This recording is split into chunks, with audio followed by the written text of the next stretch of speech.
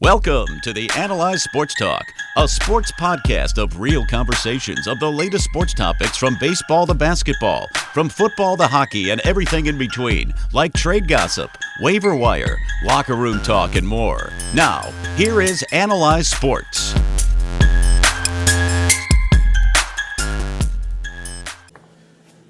What's up, guys? We're back. We're just talking part two of this podcast. We're going to talk about just the NBA and everything we're seeing. So let's transition into the NBA season. To me, guys, this has been, even though a lot of people predicted what they thought would be the finals, I still think Golden State will probably still go and maybe Cleveland will still get in. But the regular season this far has just been amazing to me. Like, it's like must-see TV. I'm looking forward to... The NBA is back. Yeah, I'm looking forward to Sunday matchups. That's how exciting the NBA has been to me. I think it's just a credit to all the shenanigans. It's credit to the Boston Celtics and their miraculous start. 15 games in a row. 15. I think...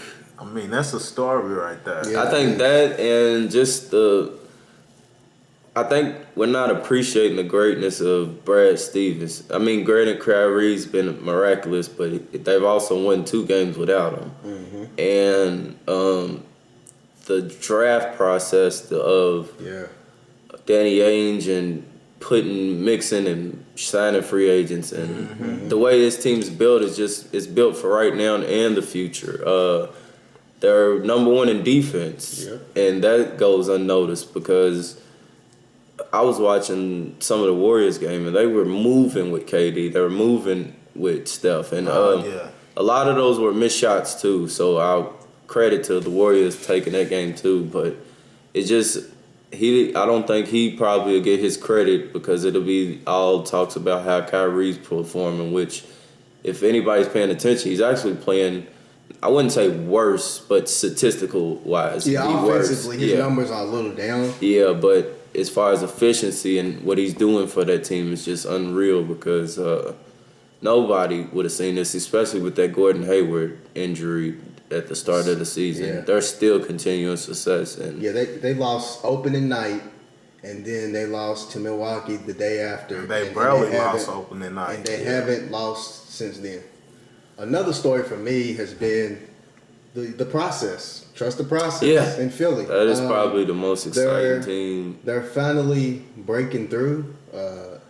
Markelle Fultz, he's pretty much been hurt all season, and I think he's out indefinitely. But he's still playing a couple weeks. But Ben Simmons, guys, I had him picked. Him and Lonzo picked as my rookies. Unfortunately, Lonzo has been playing it great, but Simmons has been.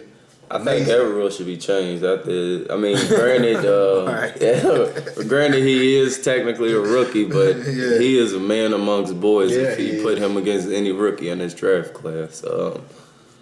He's playing out of his mind. Like you said, the process looks real. Mm-hmm. I just think the scariest thing is how they listed Joel as 260. He's got to be a good 300 pounds. And it is amazing how he just moves at 7'3". And the last week he done a Euro step against Brook Lopez that was unreal for a man at 7'3" to be that agile. And I just hope they could stay healthy because the Eastern Conference between them and the Celtics should be nice in the next years.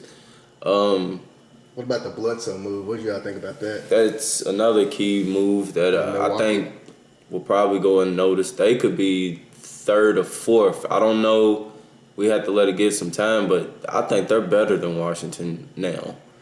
At first, I thought they were pushing it even without Bledsoe, but now I think they're able to push for that 3rd, 4th spot in that Eastern Conference. I know nobody wants to talk about the Cavs. They're in relax mode still. I don't think we could take those guys serious until Isaiah Thomas gets back and Tristan gets back. Even though LeBron's playing out of his mind and having one of the best statistical years in his tenure in the NBA, being a 15-year vet. LeBron is still being amazing. Still being clearly the best player in the league. I just think when people are starting to put Boston as a contender. Now, it is warranted for the record and how they just handled the Warriors, but I don't think on a 7-game platform they're able to do that to each team consistently. Well, my argument for that would be, I think they can do that with just about everybody except for probably Washington or Cleveland when healthy. And I haven't seen Cleveland when healthy, so I don't know. Yeah. That's the thing, we don't know. But I think if they play either Washington or maybe Toronto, it would be a tough test for them. I don't know if I think they could still get it done, but I think Washington might have the slighter edge in the playoffs. I think if Gordon were there, this is a whole different conversation. Yeah. And I think losing him is big for Tatum and Brown because they are getting those minutes and on-court experience that they need. And it's just amazing to see him now. Tatum is... Yeah. I mean, Jaylen Brown, he's going on a whole nother level from year 2 to year 1. He's probably most improved in the league. But him and Tatum as a tandem together are just nice for Boston fans, and that's something that they should be excited for. I wish I could talk to a lot of Lakers fans because I know they don't want to talk about it. Is he a bust? I don't want to say Lonzo's a true bust just yet because I don't think he's being critiqued fairly either because he's not an elite scorer. No, he's not. So for people who's expecting him to go out there and drop 10, 15 a game, that's not his game. I don't think he even looks to go score that. But I think people would... He's more of a Magic Johnson. Nope. See, I wouldn't even say that because Magic was able to influence the game even when he wasn't scoring. Yeah. If it wasn't rebounding, it was steals. If it wasn't rebounding or steals, it was assisting the game. Now what I was trying to get to is just like, I wonder if they would redo that D'Angelo trade. Granted, he just came off knee surgery, but I think he's averaging up to 20 points a game, which he is on a bad team, so those shots are there. But he looks like from this year to next year, and he looks like he's grown into his body now that he looks like he's going to be a force to reckon with in Brooklyn. At least a good 20, 25-point scorer. And I wonder if they could do it all over, where they would have moved Clarkson or Randall versus giving up D'Angelo, because I think that's what their problem is now as Laker fans is they don't have enough scoring punch. No. Brandon Ingram's looking like he's more of a rotational guy versus that superstar that they drafted him in position at that number 2 position. Yeah, and the thing with Lonzo for me, guys, is that, even Magic, he was aggressive. And Lonzo, a lot of times, he looks like he doesn't even want the ball in his hands. Yeah. But I'm talking about he'll get the ball and they'll be on a fast break. He's not even looking to dribble. He's throwing the ball immediately to the next person. And I think that's in his DNA to get the ball up the court in advance. And he's more of a cultural player in what he done to the Lakers because now you see everybody buying into that system of passing the ball and every seeing it. But his impact and what everybody's expectation was of him to be was to go out there and be a dynamic player and score, which I don't think that's what he'll ever live up to. Even the comparisons to Jason Kidd, they're kind of valid, but Kidd wasn't a go out there and score 15 points game. No. He wasn't expected to. He was more get everybody involved and be aggressive. But I think Lonzo's problem is that jump shot, and he doesn't, like you said, he's not aggressive, so he's not even attacking the basket. Yeah. So Kidd would get those free throw opportunities. Or, he's willing to give up his body on the defensive end. Lonzo's not the quickest guard or the best defender, so he's going to always get beat off the dribble or to shifty point guards. But where he needs to find his effectiveness is rebounding and assisting, but he's just going to have to change that form. Yeah, that form's got to go. It's too slow. Yeah. It's too slow. I've seen him get his shot blocked a few times already. Yeah. I think earlier in the podcast, we had made rookie predictions, and I think I might have said De'Aaron Fox. But let's talk about the Louisville guy. Yeah, Donovan Mitchell. Because he is playing out of his mind. I don't think he get enough life because he's at Utah. And he's also in and out the starting lineup, but he is playing out of his mind. And versus Jason Tatum being on a winning team, I think him and Donovan's numbers are close to being equal. Yeah, I think I'm looking at Donovan's stats right now, but I think Tatum is averaging around 14, and then Donovan's averaging around 15 a game. 15 a game? Like, who would have thought this coming into the season? I know a lot of teams are, it's too early to jump off we shouldn't have picked this guy, but he's looking like a top 5 pick if you could redo this draft. And granted, he's in Utah and he played for Louisville, so he's not going to get the most shine of light, but I think he should start being in that rookie conversation because he is changing life at Utah. Well, it goes back to Ben Simmons actually being considered a rookie. So when he's considered a rookie, across the board, I mean, the impact that he's having on that team is really no comparison. If he wasn't considered a rookie, quote unquote, you would put Donovan up there because the only other rookie I can think of that's really contributing to his team is that guy from you got Dennis Smith in Dallas. Like he's solid. He's been solid. And then I think that's minutes too, though. Yeah, minutes. He's and then, minutes and opportunity.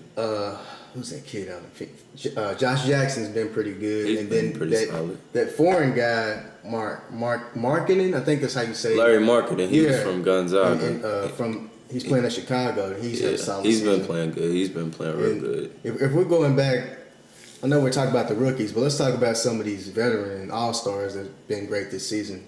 You got Giannis, and then you've got another guy that people should be talking about for MVP conversation who was in the last season. That's James Harden.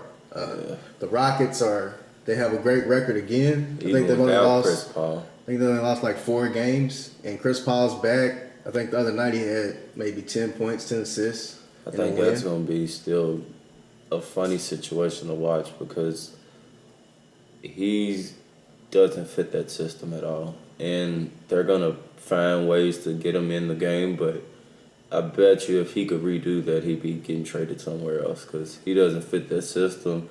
And I don't think D'Antoni's willing to make adjustments or take the ball out of James Harden's hands. So going forward, it's going to be grateful to watch that team. Look, Houston, man, they got to prove it in the playoffs. Okay. So playoffs. They got to prove it in the playoffs. Yeah. Mm-hmm. I don't care how good their record is, how well they're playing right now. Chris Paul, he stays hurt. Mm-hmm. James Harden stays choking. I have to see them in the playoffs, you know, and that's just where it's at with Houston. I know their whole team has changed with Paul added, and I just think that's what we got to wait for. So I think the question is, I think they can score with Golden State, but are they going to get enough stops in a 7-game series to beat Golden State 4 times? That's the question, because I think the points are there, but when it's the playoffs and you've got to stop somebody and you got to stop Durant, you got to stop Curry, you got to limit Clay and Draymond and all those guys. Can you do it for 4 games? That's the biggest question mark for them. And then obviously, if we're talking who can compete with the Warriors out west, you got to put a question mark on the Spurs because I don't think Kawhi's played yet. No, they're but playing. Rudy Gay has been solid. Spurs have been solid. And it just goes to show what I be telling people. And I mean, I don't knock Kawhi Leonard, but it just shows like how I was telling people he's not that effective. Like, granted, he is a top 10, 15 player in the league, but you could still take him out and win without him. And I'm not taking no knock on him or Popovich. But with Kawhi, you can also put him on the other team's best player because he's going to defend. Yeah, and that's what I mean by I'm not saying he's not that kind of a player or not, in that top 5 discussion or top 15, wherever I put him. But I just point that out to be like, still without him, the Spurs are still good. And I've used the conversation with Draymond and him is like, if you put them on other people's teams, I don't think they're the same players. So with that being said, it's like the Spurs, they're probably going to transform when he gets back. But I just wanted to stick it out and be like, Greg Popovich is just a hell of a coach. Yes, sir. Like, hell of a coach. Whatever, you can give him 10 cans of tomato sauce and he's still going to give you and you know what? a steak and baked potato, man. I don't know how he does it, man. We talked about Pop is great, but, you know, Brad Stevens might be. I heard that conversation. I ain't gonna say he's gonna be a Hall of Fame up there with Pop, but I'm just saying, like, give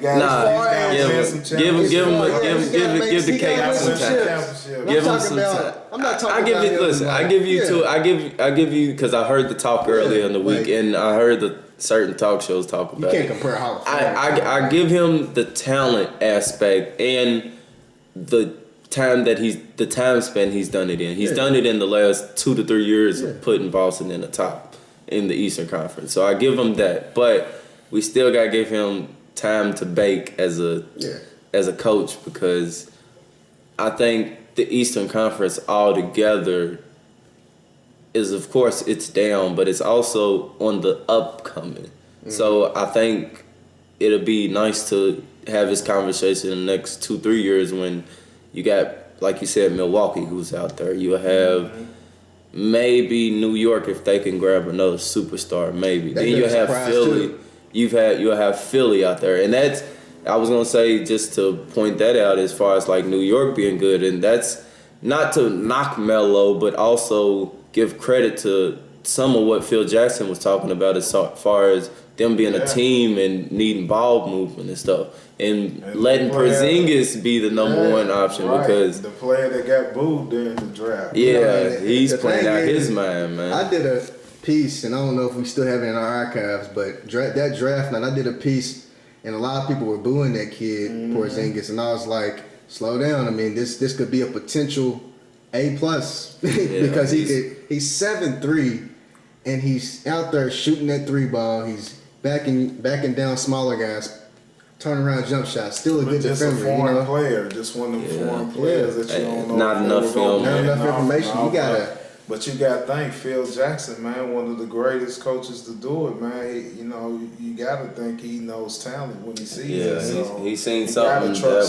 He was seeing something, but it goes to, like I was saying, this microwave society, always expecting end results or championships in certain situations where it shouldn't be expected. Yeah, especially the Knicks. But I mean, they've been bad since Amari punched that fire extinguisher that playoff series. I think it was the curse of. The curse of Melo? Are you gonna throw it out there? No, I don't want to blame it on Melo. In that short season, I'm not gonna blame it on Melo. I'm not gonna blame it on Melo. But that team that he had going into the season, Amari, they were like number one at the time. Then they traded for Melo. And I think it went sour when they gave up all those pieces. Yeah. The whole team left with Melo when you were just giving up Melo. So you gave up Gallinari. I think Wilson Chandler was a part of that. Like you gave up a team. So two solid role players in the league. So not to curse him. What you think going on in OKC with Melo? You think that same look? But see, I think right now what their problem is Russell's being too friendly. I think he's trying to make everybody happy, and instead of him being that number one option that he needs to be and being the feeding them, I think he's still trying to massage everybody's shots. So here, you get the ball during this time. You get the ball during this time.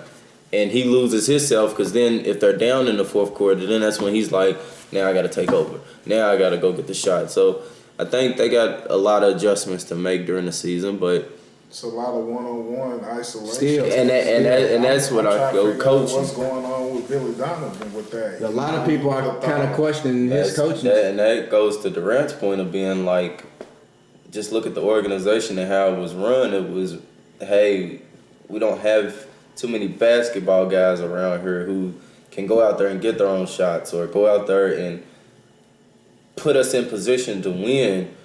I think Andre Roberson hurts that team a lot because teams could play double team on basically whoever he's guarding is shadowing Melo, he's shadowing Russell, he's shadowing Paul George. Then you put Steve Adams or You try to put Patrick Patterson out there. Those are two rotational guys that aren't going to collect their shots. So once two of those guys go to the bench, it's a bunch of me guys. and Steve were pretty hard last week. Well, a couple weeks ago on Roberson, like, cause Steve, man, if Steve was here, he went in on Roberson the other week. He said, I believe he said he should be in the NBA and Roberson shouldn't, because he can do everything that Roberson can do or something like that. Yeah, but they do, like, they are missing that. Well, that's Florida guy right there. Yeah, they need that other, like, person that can put the ball in the basket, I guess. But I think it's just a guy who could 3-and-D guy? Is that where you're going? but it's more just like your glue guy, like Houston. For Houston, it's Trevor Ariza. Okay. He's a 3-and-D guy to me. For Golden State, it's Draymond. For Cleveland, it's looking like it's about to be Jeff Green. Yep. I like Jeff that guy who can guard all three positions and still give you 10 to 12 points on a consistent basis, to where it opens up the floor for your superstars. You can't shadow him because you have to guard him. And I think the New Orleans situation is about to get interesting. Last night they blew a game to. Give it up. Who they blew the game to? While you looking that up, I think Golden State is beatable.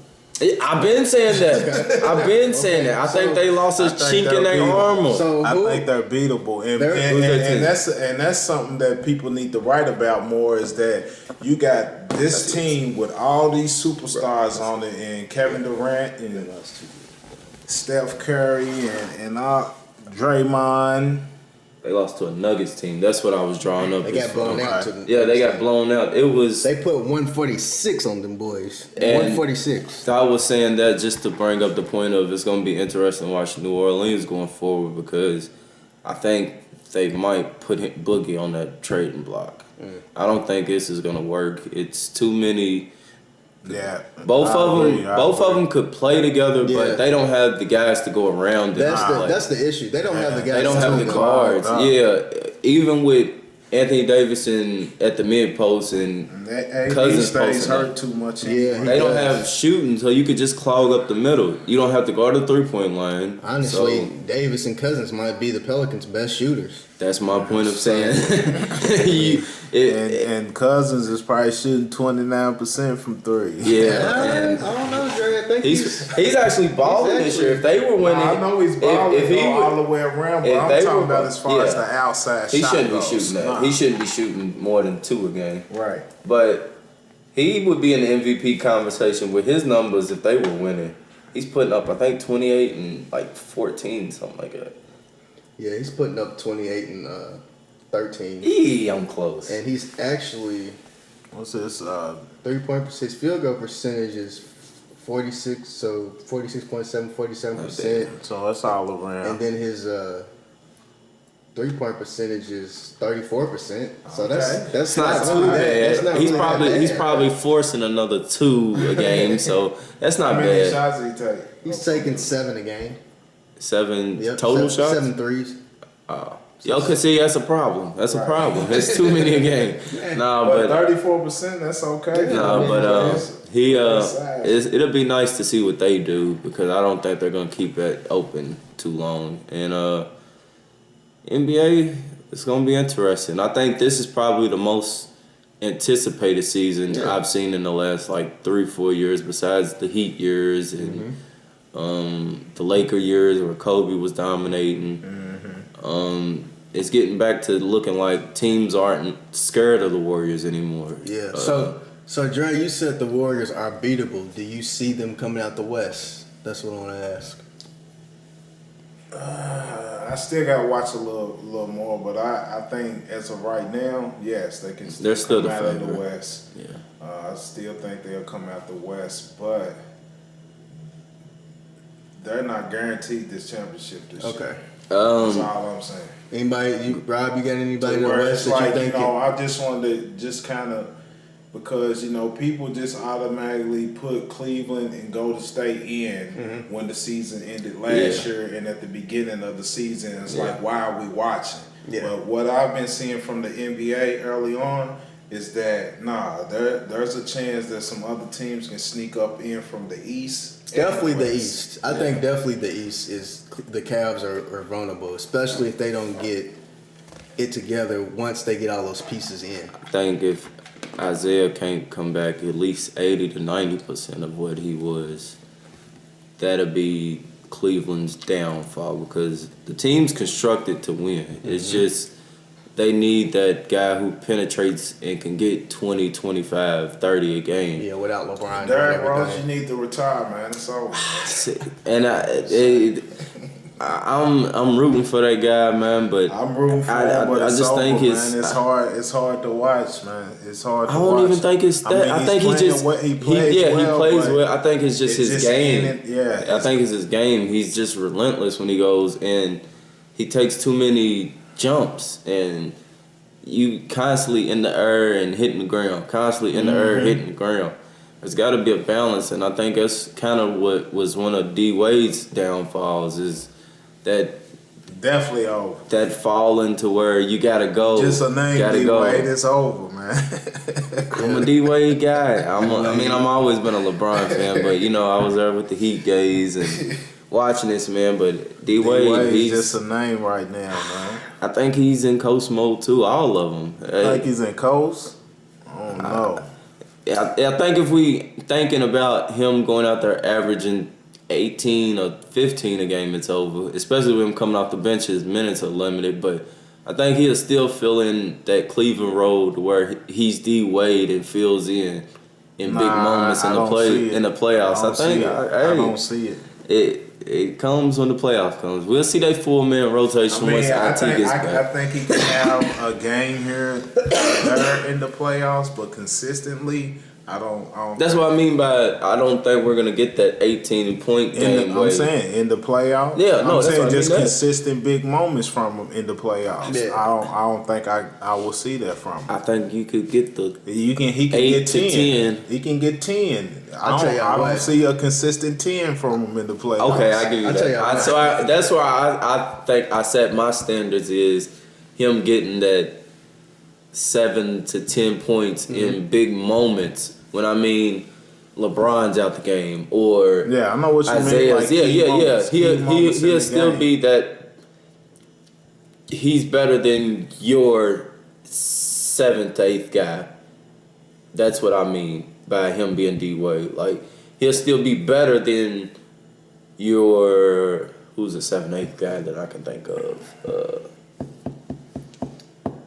Just your 7, 8 guy just your 7, 8 guy on the bench. I'd rather have D Wade than your next 7, 8 guy coming off that bench. Yeah, and I think one of y'all said it earlier. The key on that team, as far as like a role player that can really get them over that hump in the playoffs, would be probably Jeff Green, combined with the shot of a Kyle Korver. Because if Kyle Korver's not making that 3, right. They're not as effective, but when he's making that 3 and he's that threat out there, they're where they need to be, especially offensively. And IT too, man. I think I was talking role play. I wasn't talking IT. Yeah, I think Cleveland's downfall on their bench is just the athleticism. Yeah, they don't have those young legs when they coming off a back-to-back or games where they're on a 3 to 5 game road stretch. It's going to be times where those guys aren't going to be able to give you 20 good minutes of D Wade or Kyle Korver. Yeah. It'll be nice to see this season, though. It's well anticipated. Yeah, so that'll end this second segment of the podcast where we've talked about specifically the NBA. We'll be back in a couple weeks. Hopefully Steven will be here, and we're out. Make sure y'all follow Instagram official Analyze Sports, the Twitter at Analyze Sports. You can find Charron and Rob out there on Twitter as well. Follow us. All right, we're out. Welcome to the Analyze Sports Talk, a sports podcast of real conversations of the latest sports topics from baseball to basketball, from football to hockey and everything in between, like trade gossip, waiver wire, locker room talk, and more. Now, here is Analyze Sports.